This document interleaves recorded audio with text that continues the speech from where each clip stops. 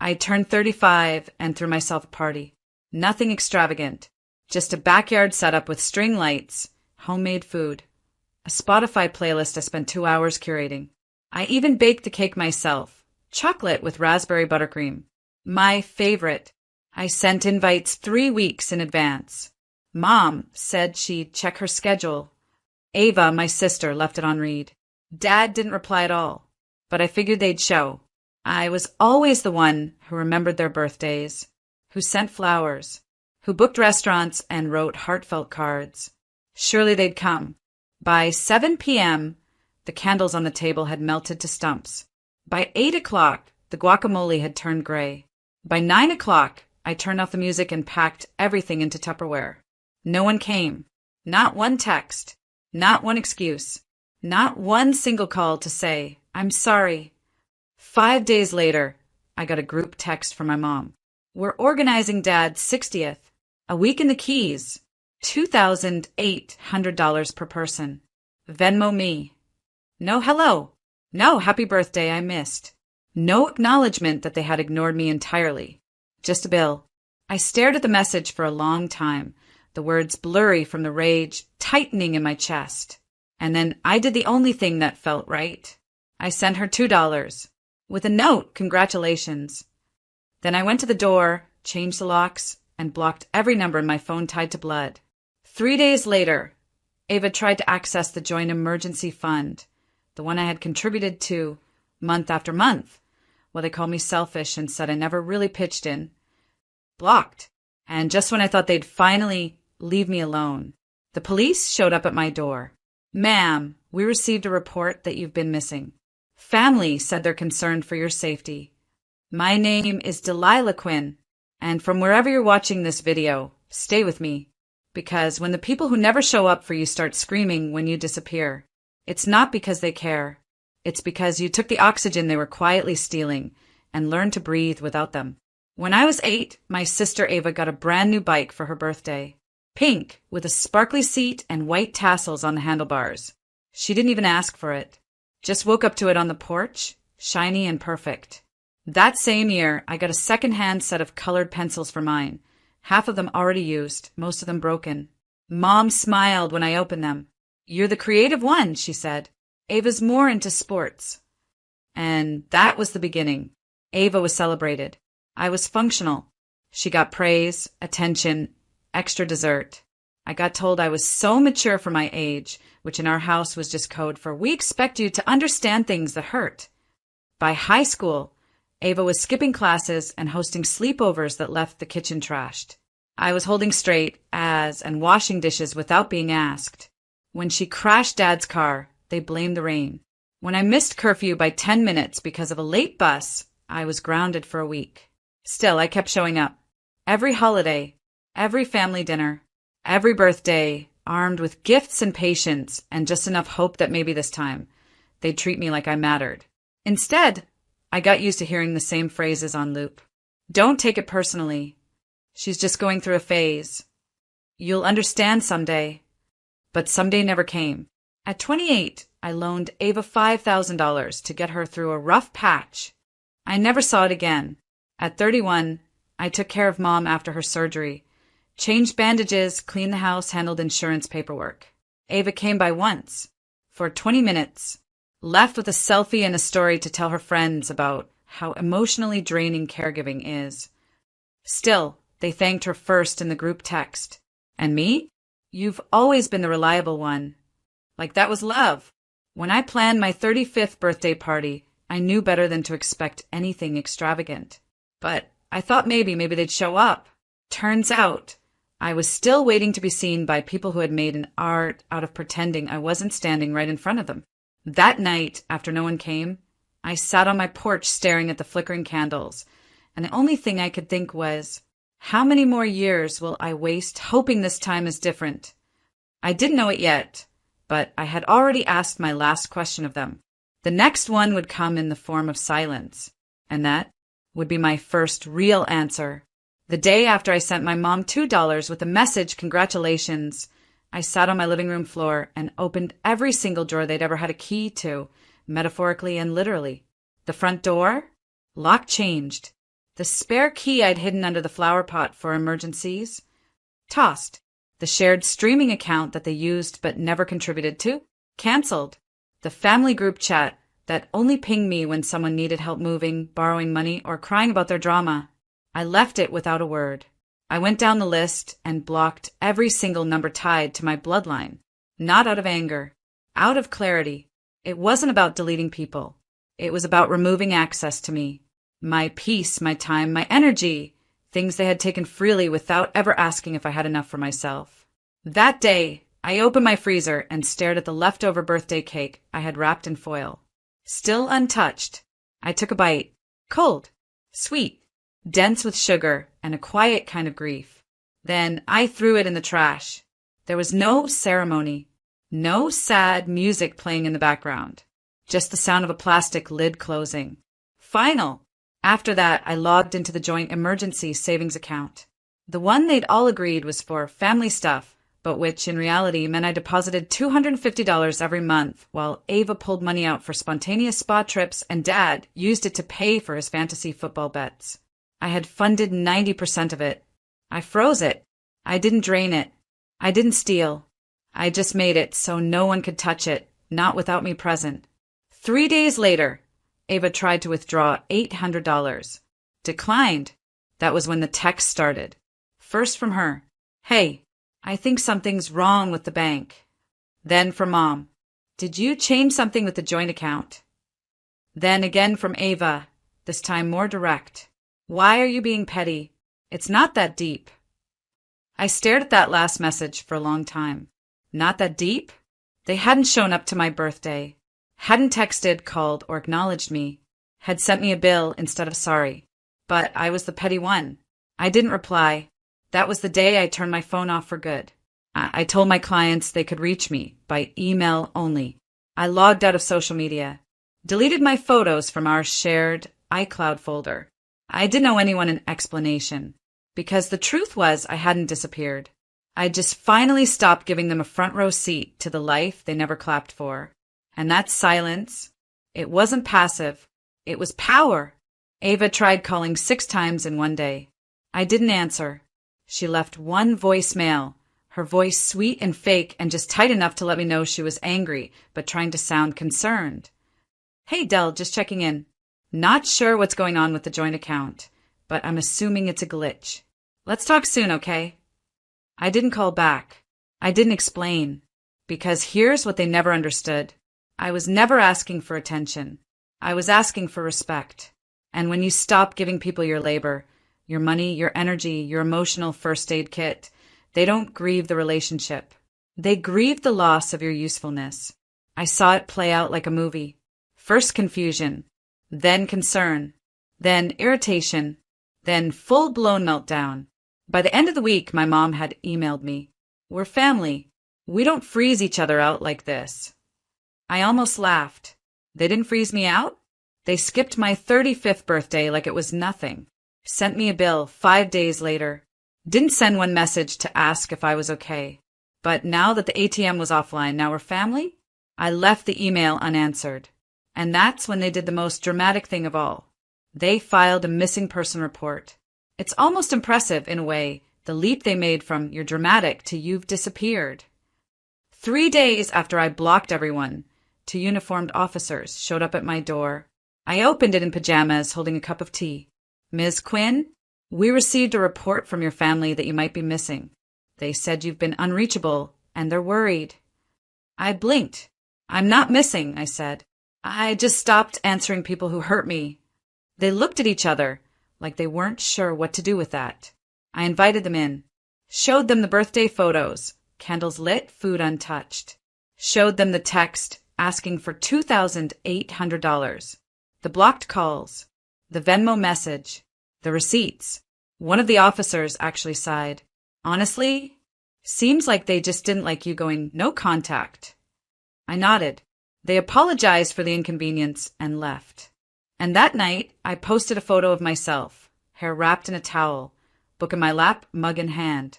Caption, not missing, just unavailable.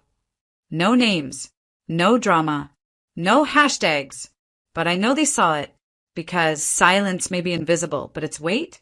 It's unforgettable. After the police left, I sat in complete silence. Not the awkward kind. Not the kind that makes your skin itch with loneliness. This silence felt earned. Like peace that had been waiting its turn for years. The officers had left with their little notepad and polite nods. They hadn't treated me like a threat. Just another adult who decided to set boundaries, which, imagine that, is not a crime. Still, I couldn't shake the absurdity. They reported me missing? No calls on my birthday. No knock on my door the day after. But the second I stopped being useful, I was suddenly lost. It wasn't concern. It was control dressed up in panic. The only thing missing was their ability to reach me. And that I was not returning. That same night, Ava posted on her Instagram story, not directly about me, but I know shade when I see it. Some people disappear and think it makes them mysterious, but mostly it makes them selfish. A beach selfie followed. Caption, #family first. Funny how the people who preach family first are always the ones who think that means you come last. I didn't reply, didn't screenshot, didn't even care, because I had my own version of reality, and for the first time, I wasn't editing it for someone else's comfort. Instead, I went to therapy. I started with 1 session a week, then 2. I unpacked things I hadn't said aloud in years. How I always felt like a guest in my own family, how being good meant being quiet, how Ava could ruin a birthday and still be the one they bought a gift for.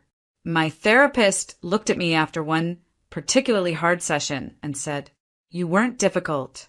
You were just honest in a family that preferred denial." That sentence stayed with me. I started writing it on sticky notes and putting them on my fridge, my mirror, my laptop. It became my anthem. I wasn't missing. I was done. Done begging for crumbs. Done interpreting silence as something I had to fix.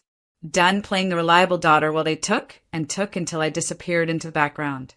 And here's the best part. The more they panicked, the calmer I became. Because I realized the only thing they missed was the version of me they could guilt into staying. Now that she was gone, they had nothing left to manipulate. Just their own echo. Without me, they started slipping. Quietly, then all at once. I didn't see it firsthand, of course. I wasn't there. But word got around. People talk, especially when the person they used to lean on suddenly goes silent. It started with Ava. She tried to book the $2,800 birthday trip without consulting anyone. My mother assumed I'd be contributing as always. When I didn't, they were short. Hotels got downgraded. The surprise yacht dinner became a lakeside rental with boxed wine and plastic cutlery. The cracks were subtle at first. Small jabs, muttered complaints. But I wasn't there to mediate. And that's when the blaming started. Ava accused Mom of managing everything poorly. Mom snapped back, said Ava was just like her father. Dad, the quiet coward he always was, walked out halfway through dinner and didn't return till midnight. I heard all this from a distant cousin who called me out of nowhere. "Delilah, are you okay? It's a mess over here without you." That one sentence did something I didn't expect. It didn't make me feel guilty. It made me feel seen. Because all those years I was called dramatic, selfish, overreactive. The truth was, I'd been holding the whole damn house together with quiet sacrifices. And now that I'd stopped, the weight fell exactly where it belonged. They tried to act like I was invisible, replaceable, but when the glue disappears, things don't bend. They break. Meanwhile, I started breathing again. Real breathing. Deep in the lungs, into the belly, no tightness in my chest kind of breathing. I went to therapy twice a week. Started writing again. Took long walks at sunset. Phone on Do Not Disturb, not because I was avoiding anyone, but because no one left was worth answering. I launched a small design business from my guest room. Named it after a phrase my grandmother used to say, "Build soft, live loud." Clients started pouring in. Reviews were kind. Payments came on time.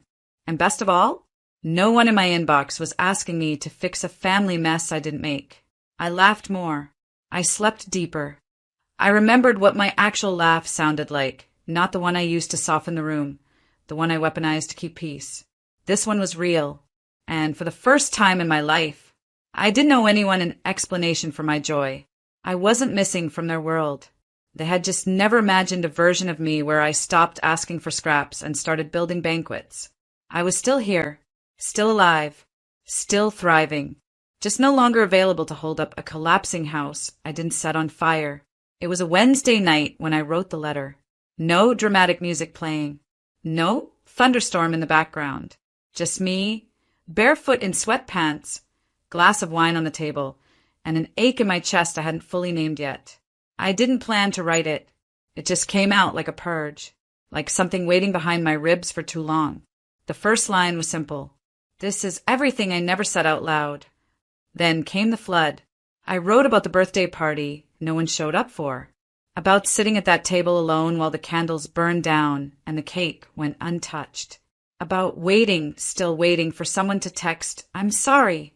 I wrote about Ava, how I used to envy her, not for the attention, but for how easily love was given to her, how she never had to ask for softness, how even when she hurt people, someone swept in to protect her. Meanwhile, I was the one sweeping. I wrote about my mom, how her silence always cut louder than words, how her coldness trained me to think that withholding affection was normal, that love had to be earned by being useful. I wrote about my dad, how he watched all of it and said nothing, and how silence from a father feels like being erased in slow motion. And then I wrote about myself, the version of me they thought they knew, the strong one, the quiet one, the one who never needed anything, the one who handled it. And how all that strength they praised, it was survival, not choice. I told them I forgave them, but not for them, for me. Because forgiveness, I've learned, isn't letting someone off the hook. It's realizing you don't have to carry the weight anymore. When I finished, the letter was 5 pages long, my handwriting a little shaky, the ink smudged in a few places. I folded it, didn't read it back, didn't proofread, didn't pause to decide if it made sense. Then I walked outside to backyard, lit a small fire in the pit, and dropped the pages in one by one. They curled at the corners, blackened, disappeared into ash. I watched every word burn. And the strange thing? I didn't cry. Not once. I just felt lighter. It wasn't revenge. It wasn't closure in the dramatic, shouted in their face kind of way. It was release. The kind of peace that only comes when you stop trying to get people to understand you, and instead, understand yourself. I finished my wine in silence, went back inside, brushed my teeth, slept with no dreams. That letter? They never got it, and they never needed to, because it wasn't for them. It was for the girl inside me who sat through 100 dinners where no one looked her in the eye. The girl who spent years wondering, what did I do wrong? The girl who finally knew. She wasn't broken. She was just surrounded by people who benefited from her silence, until she stopped being quiet. The morning of my 36th birthday, I woke up to the smell of cinnamon and coffee. Sunlight poured through the sheer curtains, warm and gold. In the kitchen, laughter bounced off the walls. My best friend, Mariah, was humming some old Whitney Houston track while making French toast. There were tulips in a vase I didn't remember placing there. It was soft, quiet, real, and it was mine, not a grand hotel, not a $2,800 island trip with fake smiles and matching polo shirts. Just joy that didn't need a price tag. At the table were people who showed up, not for optics, not for obligation, but because they loved me in the steady, sacred way I used to beg for from my family. Mariah, my coworker Jenna, and her wife. Isaac, my neighbor, who brought a bottle of wine and a loaf of banana bread with happy birthday carved into the top in chocolate chips. We ate, passed plates, made dumb jokes, and nobody checked their phone mid-conversation. At one point, someone said, "Delilah, you've got the calmest energy I've ever felt." And I smiled, because calm didn't used to be my story. I used to be tension wrapped in skin. The fixer, the good daughter, the second option. I used to wake up every birthday, wondering if they'd remember. If maybe this year, the cake wouldn't feel like an apology for something I didn't do. Now, I didn't wonder anymore, because I wasn't waiting for anyone to see me.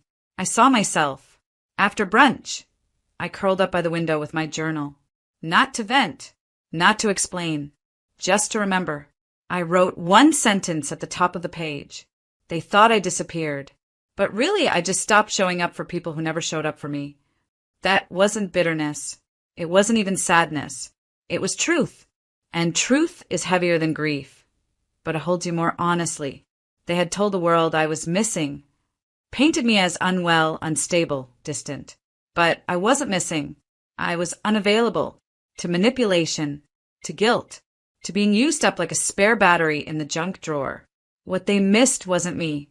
It was the version of me that absorbed their chaos, paid the bills they forgot, showed up to parties I wasn't invited to, and clapped for people who never clapped back. They missed their free labor. They missed their scapegoat. They missed the glue. But me? I didn't miss them. Because what I've learned is that peace isn't something you earn by being small enough to fit into other people's comfort zones. Peace is something you claim and protect and build walls around when necessary. That night, I lit one candle for myself. No cake, no singing, just me on my balcony under the stars, wrapped in a blanket of my own making. And as I watched the flame flicker, I whispered to no one, "Happy birthday, Delilah. You made it. Not just to 36, but to the other side,